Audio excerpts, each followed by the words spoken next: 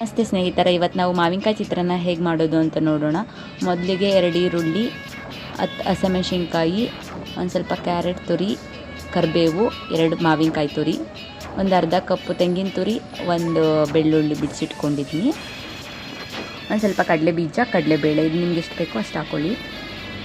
ಇದನ್ನೆಲ್ಲ ರೆಡಿ ಮಾಡಿ ಇಟ್ಕೊಂಡಾದ್ಮೇಲೆ 2 ಕಪ್ಪು ಟೀ ಕುಡಿಯೋ ಕಪ್ಪಲ್ಲಿ 2 ಕಪ್ಪು ಎಣ್ಣೆ, ಕಡಲೆ ಬೀಜ, ಇದು ಕಡಲೆ ಬೀಜ ಸ್ವಲ್ಪ ಕಾಫಿ ಕಲರ್ ಬರೋವರೆಗೂ ಫ್ರೈ ಮಾಡ್ಕೊಳ್ಳಿ. ಆಮೇಲೆ ಕಡಲೆಬೇಳೆ ಹಾಕ್ಕೊಳ್ಳಿ.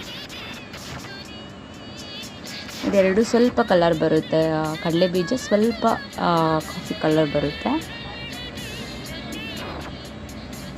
ಚೆನ್ನಾಗಿ ಫ್ರೈ ಮಾಡಿ. ಈಗ ನಂತರ ಸಾಸಿವೆ ಹಾಕಿ ಆಮೇಲೆ ಜೀರಿಗೆ ಹಾಕ್ಕೊಳ್ಳಿ.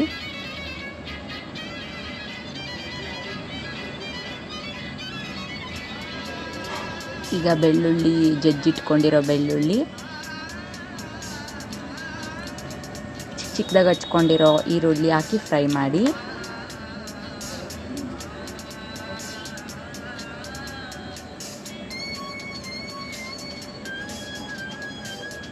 ಚೆನ್ನಾಗಿ ಫ್ರೈ ಮಾಡ್ಕೊಳ್ಳಿ. ಎಲ್ಲನೂ ಸ್ವಲ್ಪ ಚೆನ್ನಾಗಿ ಬೇಯಬೇಕು.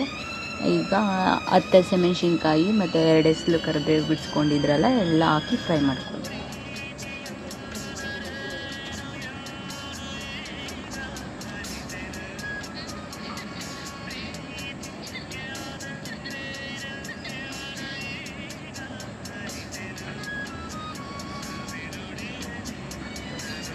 ಒಂದು ಅರ್ಧ ಚಿಟಕಿ ಅರಿಶಿನ ನಿಮ್ಗೆ ಎಷ್ಟು ಬೇಕೋ ಅಷ್ಟು ನೋಡಿ ಹಾಕ್ಕೊಳ್ಳಿ. 2 ಸ್ಪೂನ್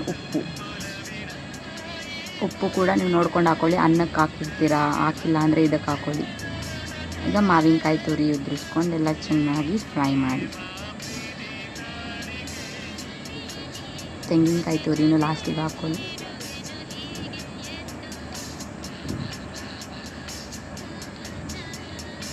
ಲಾಸ್ಟಿಗೆ ಕ್ಯಾರೆಟ್ ತುರಿ ಹಾಕ್ಕೊಂಡು ಎಲ್ಲ ಮಿಕ್ಸ್ ಮಾಡ್ಕೊಳ್ಳಿ. ಲಾಸ್ಟಿಗೆ ಅರ್ಧ ನಿಂಬೆಹಣ್ಣು ರಸ ಸ್ವಲ್ಪ ಹಿಂಡ್ಕೊಳ್ಳಿ. ಯಾಕಂದರೆ ಮಾವಿನಕಾಯಿ ಕೂಡ ಅದರಲ್ಲೂ ಕೂಡ ಒಂದು ಸ್ವಲ್ಪ ಹುಳಿ ಇರೋದ್ರಿಂದ ಇದು ಸ್ವಲ್ಪ ಹಿಂಡ್ಕೊಳ್ಳಿ. ಮತ್ತು ಲಾಸ್ಟಿಗೆ ಸ್ವಲ್ಪ ಕೊತ್ತಂಬರಿ ಸೊಪ್ಪು ಲಾಸ್ಟಿಗೆ ಹಾಕ್ಬಿಟ್ಟು ಫುಲ್ಲು ಮಿಕ್ಸ್ ಕೊಟ್ಕೊಳ್ಳಿ. ಅಷ್ಟೇ. ಇವಾಗ ರುಚಿಕರವಾದ ಚಿತ್ರಾನ್ನದ ಗೊಜ್ಜು ರೆಡಿ ಆಗಿದೆ. ಸೊ ನಮ್ಮ ಮೊಸರು ಅಕ್ಕಿಯಲ್ಲಿ ಮಾಡಿರೋ ಅನ್ನ ಆರ್ ನೀವು ಯಾವುದು ಯೂಸ್ ಮಾಡ್ತೀರೋ ಆ ರೈಸಲ್ಲಿ ಮಿಕ್ಸ್ ಮಾಡ್ಕೊಂಡು ಊಟ ಮಾಡಿದರೆ ತುಂಬ ಚೆನ್ನಾಗಿರುತ್ತೆ ಇದು. ಧನ್ಯವಾದಗಳು.